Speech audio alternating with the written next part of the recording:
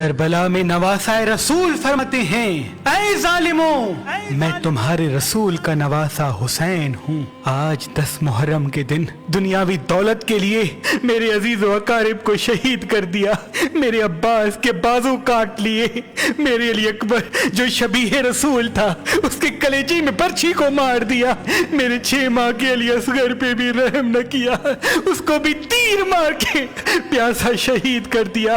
آج میں اس زمین و آسمان کے بیچ میں یہ اعلان کرتا ہوں کہ اگر اللہ مجھے 1000 زندگیاں دیتا، 1000 اکبر دیتا، 1000 اصغر دیتا تو میں سب اللہ کے دین پہ قربان کر دیتا، اور میرے خون کا ذرہ ذرہ اللہ کے دین کی گواہی دیتا رہتا۔ تاریخ نے لکھا، فوج یزید سب زور زور سے ہنس رہی ہے، امام حسین کی خطبے کا مذاق اڑا رہی ہے۔ اتنے میں عمر بن سعد کہتا ہے، حسین سے فردن فردن نہ لڑو کیونکہ یہ علی کا شیر ہے، اور میں نے حسین کی جنگ دیکھی ہوئی ہے، اس کربلا میں کوئی بھی حسین کو ہرا نہیں سکتا۔ 700 کا لشکر حسین کے دائیں طرف سے اور 700 کا لشکر حسین کے بائیں طرف سے اکٹھا حملہ کرے۔ تاریخ نے لکھا، علی کے شیر نے ایسے وار کیا کہ سب کے سب فنار ہو گئے، فوج یزید میں کوہرام برپا ہو گیا۔ جب یزید کے بڑے بڑے بہادر امام حسین کے ایک ہی وار سے فنار ہوتے تھے تو فوج یزید بھاگنا شروع ہو جاتی ہے۔ پھر عمر بن سعد کہتا ہے،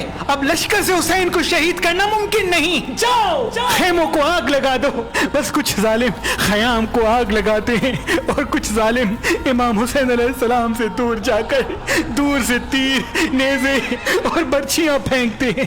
تاریخ نے لکھا، امام حسین کبھی خیام کی طرف جاتے ہیں، کبھی میدان کی طرف آتے ہیں۔ پھر عمر بن سعد کہتا ہے، جس کے ہاتھ میں جو چیز ہے وہ حسین کو مار دے۔ جس کے پاس نیزے تھے اس نے نیزے مارے، جس کے پاس تلواریں تھی وہ دور سے تلواریں مارتا رہا، جس کے پاس تیر تھے وہ امام حسین کا نشانہ لے کے تیر مارتا رہا۔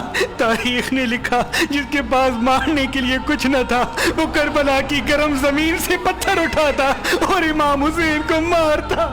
امام حسین علیہ السلام آسمان کو دیکھ کے کہتے ہیں، اے اللہ، اس 3 دن کے پیاسے رسول اللہ کے نواسے کی جنگ دیکھ۔ اتنے میں آواز غیب آتی ہے، اے حسین، تیرا اللہ تجھ سے راضی ہو گیا۔ مولا حسین ذوالفقار کو روک دیتے ہیں اور ظالم مسلسل امام حسین کو نیزے اور تیر مارتے رہتے ہیں۔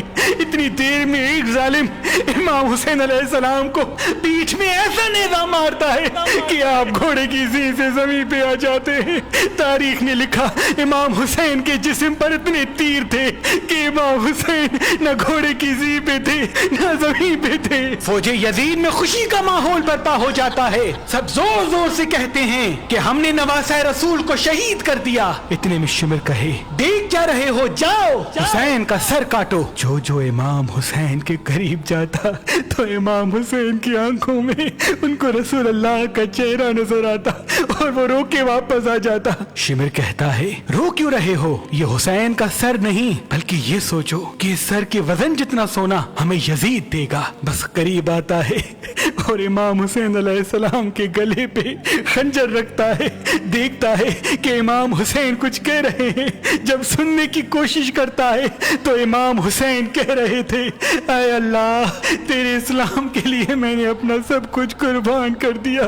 شمر ہنستا ہنستا امام حسین کی گردن کو کاٹتا ہے اور امام حسین کے سر سے امامہ اتار کے امام حسین کے بالوں سے پکڑ کر امام حسین کے سر کو نیزے پہ سوار کرتا ہے۔ فوج یزید جھومتی جاتی ہے، اہل بیت کے خیام چل رہے تھے، آل رسول زمین پہ بیٹھ کے رو رہی تھی۔ اتنے میں آواز آتی ہے، جاؤ لوٹو۔ سنا ہے کہ رسول اللہ کے خاندان کے پاس کئی قیمتی سامان ہیں، بس خیام میں فوج آ جاتی ہے۔ کوئی رسول اللہ کا امامہ لے کے جاتا ہے، کوئی مولا علی کی تلوار لے کے جاتا ہے، کوئی بیویوں کے سروں سے چادریں چھین لیتا ہے، کوئی بی بی سکینہ کے کانوں سے بالیاں کھینچ لیتا ہے۔ اتنے میں آسمان رونے لگا، زمین تڑپنے لگی۔ امام سجاد نے جب دیکھا کہ زمین اپنی جگہ چھوڑ رہی ہے، آسمان پھٹنا چاہتا ہے، تو آپ نے سجدے میں سر رکھا اور اللہ کا شکر کرنا شروع کر دیا کہ اے اللہ، تیرا شکر ہے کہ تو نے آسمان आसमान पैदा किया। ऐ अल्लाह तेरा शुक्र है कि तूने जमीन को बिछाया। ऐ अल्लाह अपनी नेमतों को तमाम न करना, इन थोड़े से इंसानों की सजा आने वाली पूरी इंसानियत को न देना। इमाम सज्जाद सजदाए शुक्र कर रहे हैं और वहाँ फौज यजीद इमाम हुसैन के लाशे को पामाल करने की तैयारी कर रही है। तारीख ने लिखा कि अरब के घोड़ों की आंखों पर पट्टी बांध के उनको भारी लोहे वाले नाल पहनाए गए ताकि इमाम हुसैन के जिस्म और हड्डियों को इतना पामाल करें कि इमाम हुसैन के जिस्म का एक भी टुकड़ा न बचे। सबकी लाशों को पामाल गाह पे बिछाया गया। कोई कहता है कि हम जनाब अब्बास की लाश पे घोड़े नहीं दौड़ाएंगे क्योंकि इनकी वालदा हमारे कबीले से है। कोई कहता है हम अली अकबर की लाश पे घोड़े नहीं दौड़ाएंगे क्योंकि इसकी वालदा हमारे कबीले से है। कोई जनाब जॉन की लाश लेके गया, कोई हबीब इब्न मज़ाहिर की लाश लेके गया, कोई जनाब हुर की लाश लेके गया। तारीख ने लिखा सबकी लाशें हटने लगी, सिर्फ करबला की गर्म जमीन पे इमाम हुसैन की लाश पड़ी रही। ना कोई ये कहता है कि ये फातिमा का बेटा है, ना कोई ये कहता है कि ये अली का लाल है, ना कोई ये कहता है कि ये रसूल अल्लाह का नवासा है।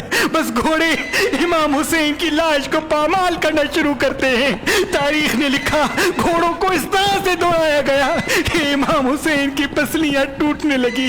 इमाम हुसैन का सीना और पुश्त एक साथ हो गए।